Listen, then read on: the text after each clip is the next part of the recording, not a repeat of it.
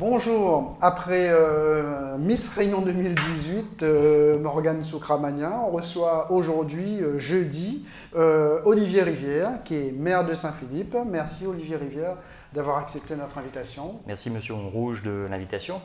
Vous êtes maire de Saint-Philippe, jolie petite commune du sud de Sauvage, une commune de 5000 habitants. Et vous êtes 5288 précisément. 5288, donc il connaît très bien sa commune. Vous êtes maire depuis 2009. Je rappelle que vous avez pris le relais après Hugues Salvant, parce que lui, il a eu quelques petits problèmes judiciaires, il a été déclaré inéligible, et vous faisiez partie de son conseil municipal depuis 2008. J'étais son premier adjoint. Voilà, vous étiez son premier adjoint, et c'est vous qui avez été choisi pour le succéder. C'est ça? Donc 2009, et c'est vous qui prenez la commune en main, et puis vous êtes réélu, on reviendra tout à l'heure, en 2014, dès le premier tour, mais on en reparlera. Je vous explique très rapidement comment ça va se dérouler. Vous avez plusieurs mandats, on va en parler dans un instant. Il va y avoir une série de questions d'ordre un petit peu général. Après, on va arriver véritablement sur Saint-Philippe, sur votre bilan, sur vos projets, pour parler un petit peu plus des municipales. D'accord ? Très bien. Alors, donc, vos mandats, je vous le disais, vous avez plusieurs casquettes. Vous êtes maire, vous êtes conseiller régional depuis 2015. C'est bien ça, élu fin sur 2015. La liste, voilà, sur la décembre 2015, élu sur la liste de Didier Robert. Vous avez été nommé dans le cadre d'un remaniement au sein du conseil régional, premier vice-président après la démission de Jean-Louis Lagourgue, du sénateur Lagourgue, donc vous avez été nommé premier vice-président en février 2018. C'est bien ça. Vous êtes également vice-président de l'IAT, Lille Réunion Tourisme. Vous êtes vice-président du syndicat mixte de Pierrefonds. Vous êtes président de la Maison de l'Emploi, président de l'EPFR, l'établissement public foncier de la Réunion, administrateur de la CEMAC, de la SAFER aussi. Alors, je ne suis plus administrateur de la CEMAC. Voilà, plus de la CEMAC, mais la SAFER toujours. Est-ce que vous êtes toujours à Nexa aussi, non? Oui, voilà. Président-directeur général Président, de Nexa. directeur général de Nexa. Alors, ma première question, monsieur Olivier Rivière, est-ce que vous avez le temps de tout faire? En tout cas, je prends le temps de tout faire et en tout cas de tout bien faire. D'ailleurs, il me semble en fait que vous l'avez écrit dans l'un de vos articles ou édito il y a quelques temps de cela. Vous estimez que dans l'équipe régionale, il y a, on va dire, des nouveaux élus qui sont arrivés, qui manifestement s'impliquent beaucoup dans leurs domaines respectifs, dans leurs délégations respectives. Et vous citiez en l'occurrence deux noms, en l'occurrence Olivier Rivière et Vincent Payette. Donc j'estime, en tout cas, que de l'extérieur, on pense que le travail effectivement est fait par ces élus-là. Et donc oui, en tout cas, et de l'intérieur, vous confirmez, c'est fait également? Et je m'y attelle effectivement pour faire les choses et bien faire les choses. Que ce soit en tant que maire, en tant que vice-président de la région, en tant que président de l'EPFR, mais je suis simplement président du conseil d'administration de l'EPFR, avec un directeur qui lui ordonne les dépenses, exécute les dépenses. Et donc voilà, simplement vous dire donc, par rapport à cette multitude de casquettes, parce que je sais que c'est aussi un angle d'attaque par des membres de l'opposition ou des oppositions chez moi ou même à la région, simplement vous dire que lorsque vous êtes élu, que ce soit en tant que maire ou en tant que conseiller régional, ces collectivités-là sont représentées dans des institutions. Donc nécessairement, vous demandez aux élus de ces collectivités de représenter la dite collectivité dans ces institutions. Et donc c'est le cas en tant que vice-président de la CASUD, c'est le cas en tant que président de la Maison de l'Emploi du Grand Sud. Vous déléguez quoi. Et donc effectivement, il y a des délégations qui sont données aux élus des mairies, également des conseils régionaux. C'est la même chose au conseil départemental. Donc vous avez effectivement des élus qui sont à la fois maires, vice-président du conseil départemental, et qui assument par ailleurs, on va dire, des fonctions dans des satellites de ces différentes collectivités. Je suis, même si on veut aller plus loin, membre des conseils d'administration des différents lycées, parce que vous savez que les lycées est une compétence, sont la compétence de la région. Mais là aussi, vous faites représenter. Ah non, absolument. Moi, j'essaie effectivement, autant que possible, d'être présent dans ces conseils d'administration, de manière à représenter la collectivité au sein de ces conseils d'administration. D'accord. Et est-ce que, au-delà des casquettes de vos mandats, est-ce que vous travaillez dans la vie? Enfin, travaillez Alors, travail, je travaillais jusqu'à mon élection avec Didier Robert fin 2015. Et donc, effectivement, j'ai mis entre parenthèses ma carrière professionnelle pour pouvoir assumer pleinement les différentes fonctions qui sont les miennes actuellement. Donc je suis cadre territorial, attaché territorial en collectivité, et donc j'ai mis cette carrière entre parenthèses pour pouvoir assumer complètement. Vous consacrez à vos mandats, d'accord. Voilà, ces mandats. Il est vrai qu'il aurait été compliqué, en tout cas, de faire les deux à la fois. À la fois le mandat d'élu et à la fois, effectivement, toujours porter sa casquette d'attaché territorial. Tous les mandats dont on a parlé, il y en a qui vous rapportent quand même un certain nombre d'indemnités. Et notamment, vous avez été épinglé il n'y a pas longtemps par la Haute Autorité de la Transparence de la Vie Publique, et disant que vos indemnités dépassent le montant autorisé par la loi, puisqu'il était question de 11 000 € par mois, à peu près 130 000 € l'année, alors que les textes prévoient 8 434, enfin on dira 8 500 €. C'en est aujourd'hui, puisqu'il y a eu un signalement de la Haute Autorité au parquet de Saint-Pierre qui a ouvert une enquête judiciaire. Et vous avez promis de régulariser la situation, parce qu'il n'y avait pas de volonté de dissimulation. On s'en est où aujourd'hui? Je trouve d'ailleurs le terme, et vous l'avez corrigé vous-même, épinglé en fait un peu fort. Oui. Effectivement, il s'agit d'un signalement de la Haute Autorité sur la base des déclarations qui ont toujours été les miennes, parce que comme vous le savez, depuis l'affaire Cahuzac, il y a obligation pour les élus, que ce soit les vice-présidents de grandes collectivités comme la région ou le département, et avant mon élection en tant que vice-président de la région, en tant que vice-président de l'ECASUD. C'est-à-dire qu'en tant que maire de la commune de Saint-Philippe, je ne suis pas soumis à cette obligation de déclaration à la Haute Autorité, parce qu'il s'agit d'une commune de moins de 20 000 habitants. Donc depuis que je suis élu vice-président de l'ECASUD, je fais mes déclarations. Et donc la première élection en tant que vice-président de l'ECASUD, c'était en 2014, puisque c'est à ce moment-là en fait, que l'obligation a été imposée. Donc ma première déclaration date de ce moment-là. S'agissant effectivement de ma rémunération en tant que président directeur de Nexa, parce que c'est là-dessus que manifestement il y aurait des incertitudes sur la prise en compte ou pas de ce salaire, parce qu'il ne s'agit pas d'une indemnité. Et donc effectivement, le signalement porte précisément là-dessus. Simplement vous dire que j'ai été élu au mois de mars 2016, président directeur général de Nexa. Et donc forcément, comme l'impose la loi, j'ai modifié ma déclaration à l'Haute Autorité sur la base précisément de ma nouvelle nomination en tant que président directeur général. Et donc, comme je ne crois pas au hasard, la déclaration, en tout cas la saisine ou le signalement de la Haute Autorité, date de début 2019. Donc c'est bien ça. C'était le mois de mai. Soit 3 ans après. Donc je me dis que ça ne peut pas être le fruit du hasard. Mais vous me direz que ça fait partie de la vie politique, les pots de banane, les coups bas, etc. Donc je fais avec, même si j'estime en fait que ce n'est pas comme ça que l'on construit, en tout cas la vie politique. Et en tout cas, ce n'est pas de cette façon que moi, je le vois. Donc je répondrai effectivement, à supposer effectivement que l'enquête judiciaire soit ouverte, à toutes les questions en fait, qui me seront posées. Vous avez été convoqué depuis, non? Non, absolument pas. Mais simplement vous dire en fait, par rapport au montant qui a été effectivement annoncé dans la presse. Oui, 11 000 €. Non, absolument pas. Je touche en tout et pour tout, pour l'intégralité en fait, des fonctions que j'occupe actuellement. Certaines sont indemnisées, rémunérées, et la grande majorité ne le sont pas. J'exerce effectivement ces missions, ces fonctions de façon tout à fait bénévole. C'est le cas par exemple de l'EPFR, c'est le cas par exemple en tant que président de la Maison de l'Emploi du Grand Sud, c'est le cas également en tant que vice-président du syndicat mixte de Pierrefonds, etc. etc. Simplement en fait vous dire que vous touchez, vous allez me dire, pour toutes ces fonctions, je touche en tout et pour tout 8 500 €. D'accord, donc vous êtes dans... Voilà. Au-dessus effectivement du seuil fixé par la loi, en l'occurrence les 8 400 €. 434 €, voilà. Mais simplement vous dire en fait qu'il y a une vraie incertitude aujourd'hui. Alors vous me direz, oui, mais tous les élus disent ça quand ils ont pris la main dans le pot de confiture, qu'il y a des incertitudes. Je vous ai ramené en fait un rapport de la Cour des comptes, avec effectivement tous ces éléments qui démontrent bien qu'il y a en fait des incertitudes. Le signalement de la Haute Autorité, j'ai presque envie de vous dire que c'est normal. Donc le procureur fera les vérifications en fait, qui s'imposent. Mais vous avez ici en fait un rapport de la Cour des comptes qui date de juin 2017 et qui a été transmis donc, au Premier ministre, donc Édouard Philippe, et qui précise bien, vous pouvez en faire la lecture, qu'il y a véritablement une incertitude sur la prise en compte ou non du salaire de président-directeur général dans le calcul du seuil de l'écrêtement.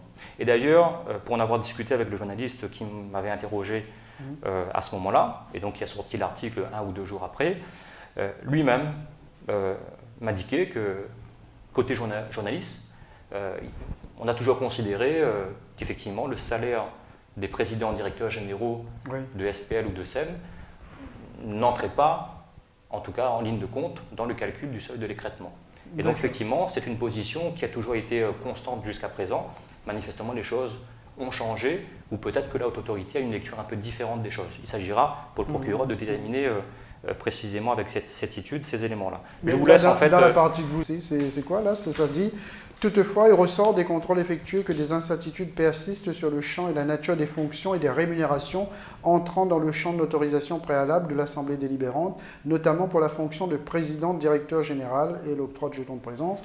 La question de leur écrêtement se pose également par conséquent, etc. Voilà.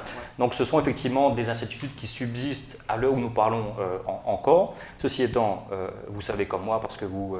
suivez effectivement la vie politique locale et les hommes et les femmes politiques locaux depuis combien? 30 ans? Plus de 30 ans, oui. Plus de 30 ans. Ça ne me rajeunit pas. Et donc, on sait pertinemment en fait que, on dit très souvent que le doute profite à l'accusé. Mais le doute ne profite jamais à l'accusé lorsqu'il s'agit d'un homme ou d'une femme politique. Oui. J'en suis conscient.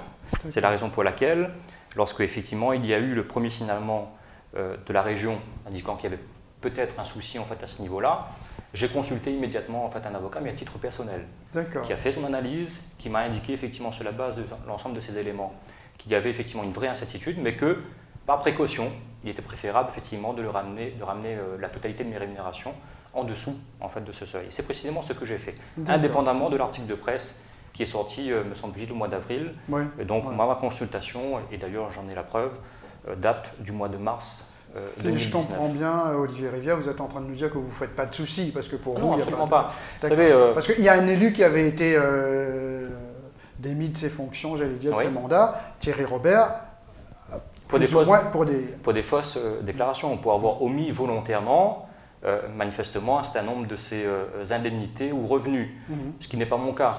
La haute autorité, en fait, s'est appuyée précisément sur mes déclarations pour faire ce signalement à la haute autorité. Ça veut dire en fait que tous les éléments y figurent.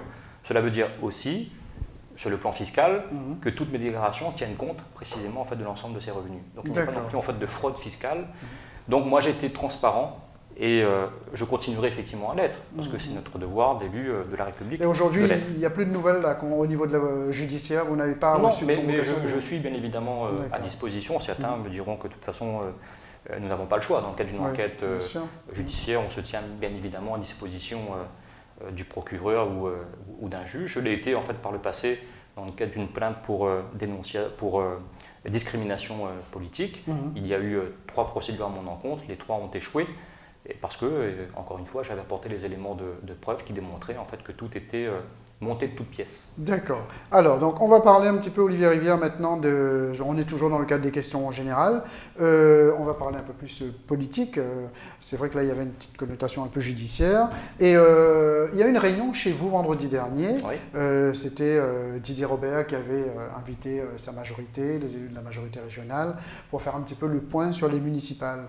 Ma question, c'est, est-ce que vous faites partie des élus de la région, de la majorité, qui encourage Didier Robert à se présenter à Saint-Denis? Moi, je considère en fait que Didier Robert est un homme politique de premier plan. Donc c'est quelqu'un qui a beaucoup œuvré pour La Réunion. Il continue à le faire aujourd'hui. Ce que j'ai envie de vous dire est simplement peut-être poser la question. Citez-moi le nom en fait, d'un homme ou d'une femme politique qui a octroyé aux 24 communes de l'île plus de 400 millions d'euros sur ses mandats. Il me semble qu'il n'y en a pas.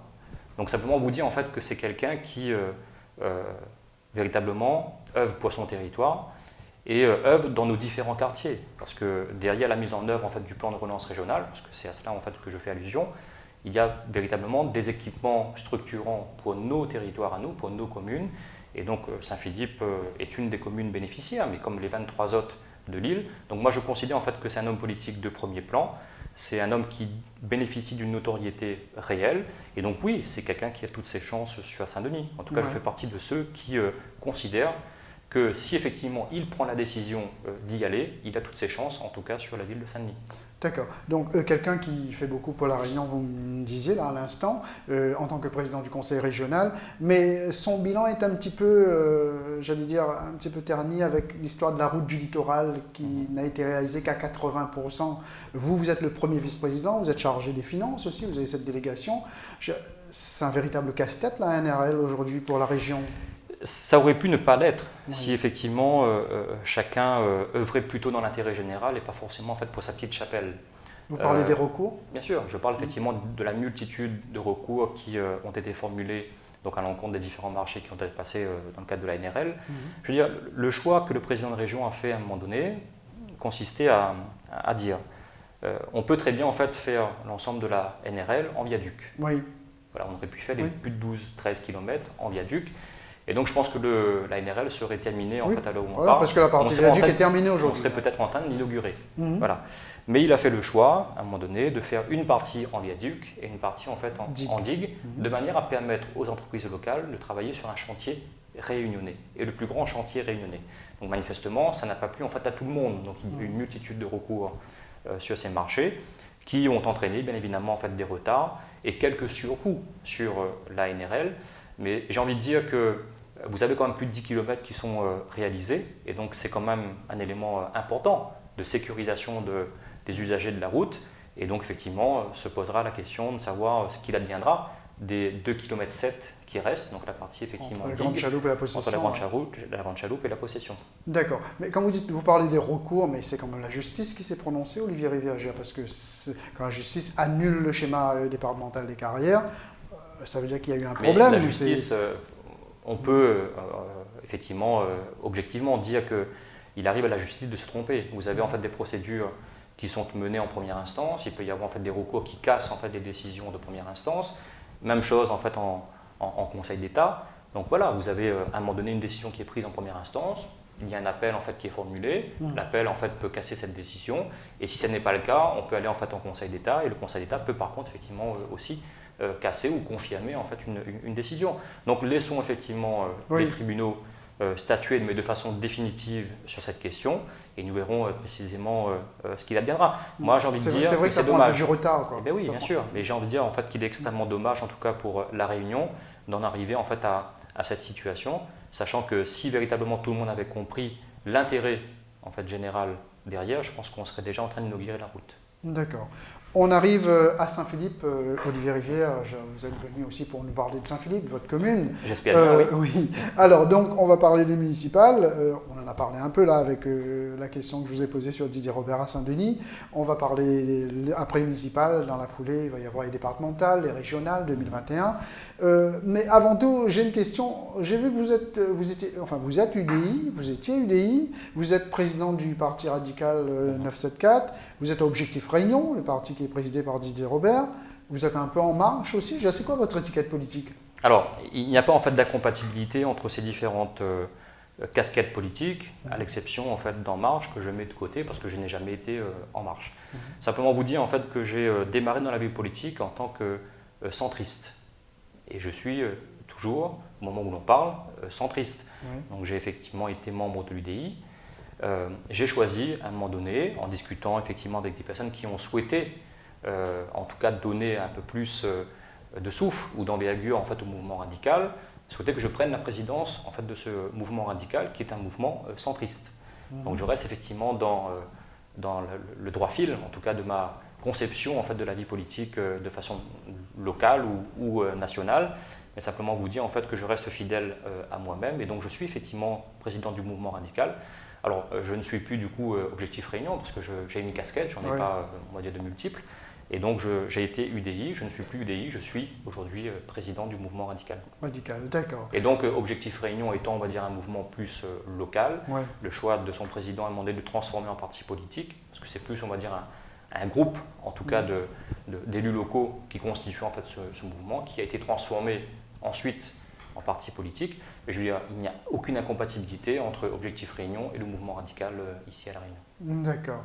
Est-ce que, c'est la question incontournable, vous serez, je suppose, vous serez candidat en mars 2020 à Saint-Philippe?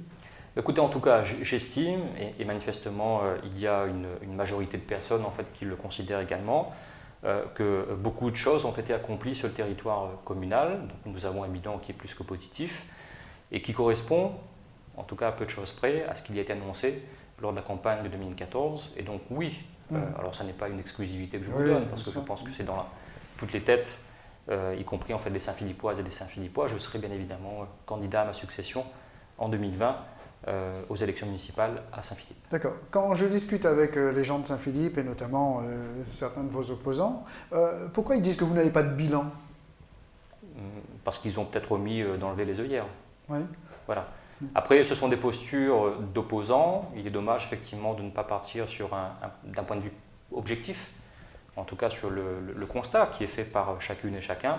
Après, on peut ne pas partager la même vision en fait, de l'avenir du territoire, mais considérer en fait que rien n'a été fait. Moi, je discute tous les jours, y compris d'ailleurs en fait avec des gens qui ont été des opposants, qui le sont peut-être moins aujourd'hui, mais qui me disent, ils reconnaissent en fait qu'il y a du travail sur le territoire, et donc je continuerai, si la population me fait confiance, à œuvrer pour mon territoire, parce que je suis né à Saint-Philippe, j'ai grandi à Saint-Philippe, et certainement en fait je mourrai là-bas. Vous avez vécu beaucoup à Saint-Philippe ou sinon Ah oui, j'ai grandi en fait à Saint-Philippe. Après, pour des raisons professionnelles, j'ai mon père, et pour des études qui à un moment donné avait été muté du côté de Petite-Île, donc j'ai fait quelques années à Petite-Île, mais je suis revenu au SOAS assez rapidement. Mais peut-être quand les opposants vous disent qu'il n'y a pas de bilan, peut-être c'est ironique. Je prends un exemple, le Superbe, ces investissements chinois là chez vous, ils ont commencé à construire des bungalows, mais ça fait des années et c'est toujours au même stade. Oui. Alors c'est un projet effectivement qui a fait couler beaucoup d'encre. Simplement vous dire que contrairement à ce que j'ai pu entendre, mais là je sais, vous parlez d'ironie tout à l'heure de l'opposition, je sais qu'on est dans une opposition qui n'est pas forcément constructive, on ne dit pas objectivement les choses. Le terrain sur lequel est construit actuellement le projet Le Superbe est un terrain qui appartient à la commune. Donc il y a eu ce qu'on appelle un bail à construction qui a été établi entre nous-mêmes et les porteurs de projets. Cela signifie en fait que ces porteurs de projets nous payent un loyer tous les ans, précisément pour aménager sur ce foncier donc, un projet hôtelier, de résidence hôtelière, de 84 bungalows, enfin villas. Donc effectivement, ce projet devait être livré il y a à peu près 2 ans, et ça n'a pas été le cas. Tout simplement parce que manifestement, les porteurs de projets ont connu quelques déboires, en tout cas sur le plan financier.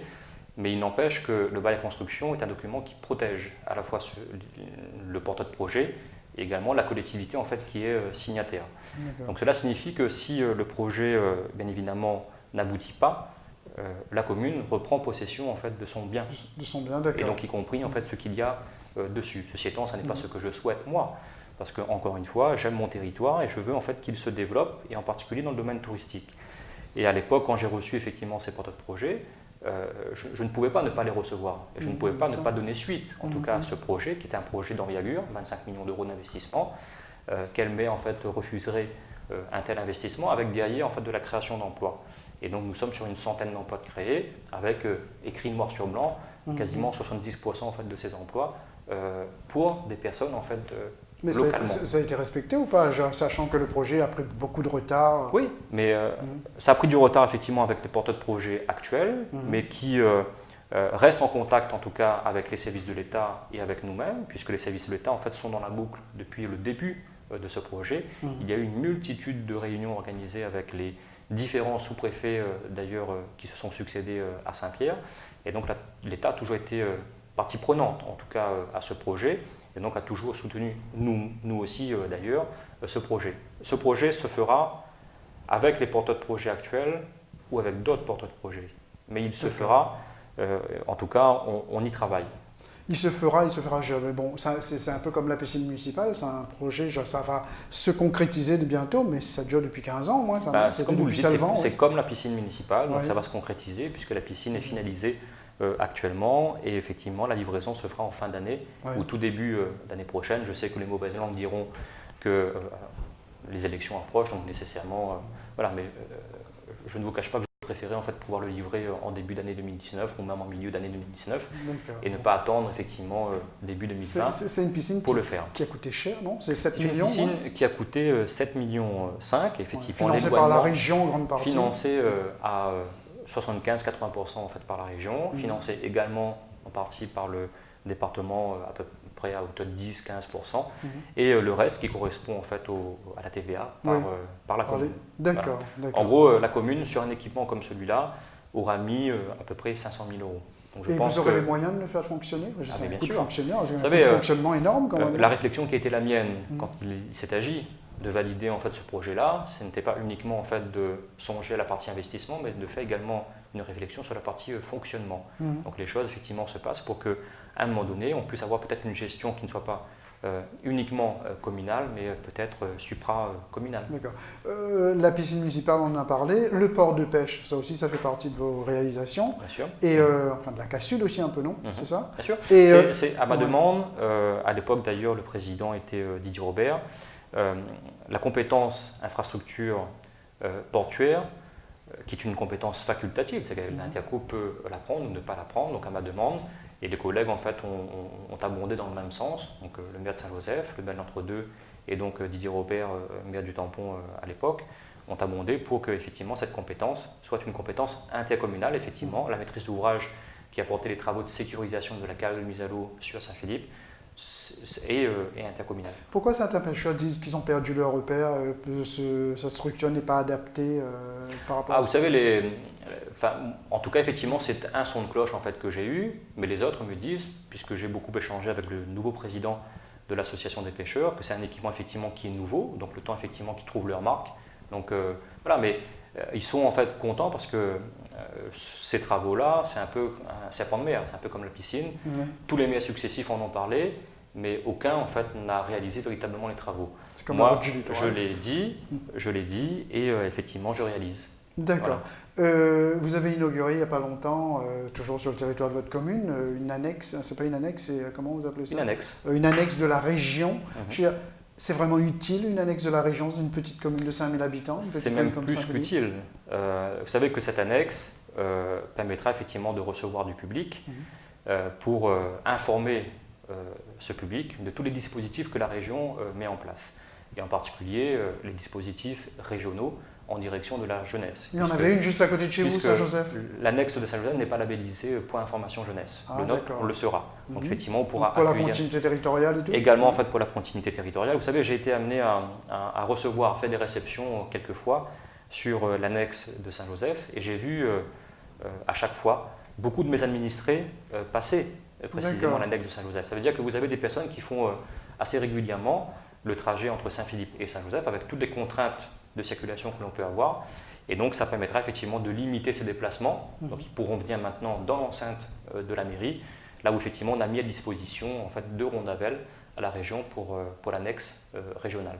D'accord. Il y a eu un autre programme, j'ai vu ça sur votre page Facebook, c'est la réhabilitation des écoles, c'est important? Bien sûr, il y a effectivement des travaux de réhabilitation qui sont entrepris régulièrement sur les écoles. Et donc effectivement, moi j'ai un directeur qui est également adjoint à la mairie et qui est effectivement très attentif en fait, dans nos écoles. Il sait en fait tout l'attachement qui est le mien et l'intérêt que je porte en tout cas à l'éducation sur la commune et aux équipements en fait, que nous avons. D'ailleurs, je précise, puisque dans le cadre de ces travaux d'entretien que nous réalisons quotidiennement, vous avez à Saint-Philippe les seules communes, les seules classes qui sont entièrement équipées en climatisation. À tel point que l'État a choisi à un moment donné de mener une expérimentation sur la qualité de l'air dans notre commune et pas ailleurs. Je sais que voilà, c'est une problématique qui manifestement touche beaucoup de mes collègues. Dernièrement, j'ai vu dans la presse Saint-Paul notamment, mais simplement vous dire en fait que nous faisons les efforts qu'il faut pour que précisément en fait, notre bâti scolaire soit de bonne qualité et que nos enfants puissent travailler en fait, dans de bonnes conditions. Effectivement, nous avons ces projets d'entretien, nous avons aussi en fait, un projet qui a été validé par notre population, puisque consulté dans le cadre de l'application Le Vote que nous avons mis en place sur la commune, la construction de 2 nouvelles écoles à la lisière entre 2 quartiers, Baril et Basse-Vallée. Et donc ces 2 écoles-là vont fusionner en une seule. Et donc nous allons construire une école maternelle et une école élémentaire, de manière en fait à ce que précisément ils bénéficient encore une fois d'équipements neufs. Le temps passe très vite, Olivier Rivière. Il nous reste 3 minutes maxi. Je disais tout à l'heure, petite commune de 5000 habitants, mais jolie petite commune du sud de Sauvage. Je confirme. Voilà. Qui est éloignée du chef-lieu. C'est le chef-lieu qui est éloigné de Saint-Philippe, mais qui est connu quand même à travers quelques manifestations, genre Fête des Vacois, parce que c'est un caractère départemental. Il y a aussi le festival Même pas peur, c'est les films, avec Aurélia Mangin. Et vous votez, par exemple, des subventions pour ces manifestations, notamment 20 000 € pour Même pas peur. Mais en revanche, j'ai cru comprendre que concernant la S Saint-Philippe, c'est l'équipe phare de la commune qui est en 2e division, il manque 30 000 € sur les 60 000 que le conseil a déjà voté. Pourquoi ? Alors, il ne manque pas effectivement 30 000 €. Enfin, vous n'avez pas versé les 30 000 qui... Simplement, en fait, vous donner le contexte. Vous avez effectivement un club qui existe depuis quelques décennies maintenant. Et jusqu'à présent, c'est un mode de fonctionnement en fait, qui vaut sous ma mandature ou mes mandatures, mais ça valut également en fait, sur les précédentes mandatures. Lorsque vous êtes association et que vous sollicitez une subvention communale, régionale ou départementale, il vous faut fournir en fait, un certain nombre d'éléments. Un bilan, quoi. Un bilan. D'ailleurs, je le dis en, fait, en toute transparence, le président du club actuel est un ami. Alors, mais je suis avant tout garant de la bonne utilisation en fait, des deniers publics. Donc quand je verse une subvention, il me faut effectivement vérifier que tout est en règle. Et là, vous lui avez demandé un audit. Et là, en l'occurrence, ça n'est pas un audit. Là, en l'occurrence, lorsque vous êtes association qui dépasse un certain seuil, vous avez l'obligation de transmettre des comptes certifiés. Et donc, moi, j'ai déjà indiqué à plusieurs reprises au président en fait, du club, il y a une avance qui a été versée. Donc, c'était effectivement 30 000 € sur les 60 000 prévisionnel. Ça a été voté dans le cadre du budget primitif depuis décembre, ça non.